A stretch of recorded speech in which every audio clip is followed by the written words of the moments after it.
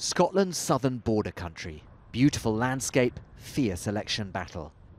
Conservative candidate John Lamont is in a hurry. He's failed in 3 elections to win this constituency, which the Scottish National Party hold with a tiny majority. 4th time lucky? Hello. Well, perhaps he's leading us to the right doors, but in this village he seems to get a warm response. Did Rachel give you one of these? Yeah, I'll stick one in the window for you. Well done, that'd be great. People here voted against Brexit, but their biggest concern, he says, is to keep the United Kingdom together.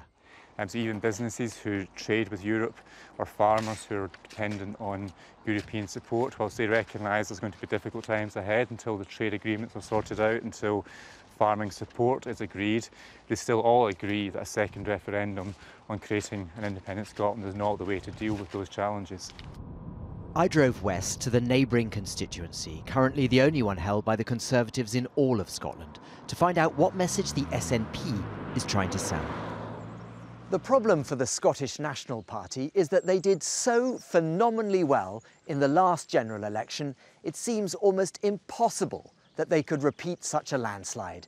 And so they're in the business of managing expectations. In the Lothian Hills, a sheep and cattle farm is the home of the SNP candidate, who says this is not an election primarily about Scottish independence. Voters, she says, have other concerns.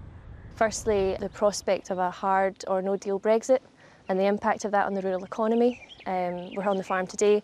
Farming is a key part of our rural economy. The other is austerity and the risk of an emboldened Tory government with an increased majority continuing their austerity cuts and in particular their welfare reform package.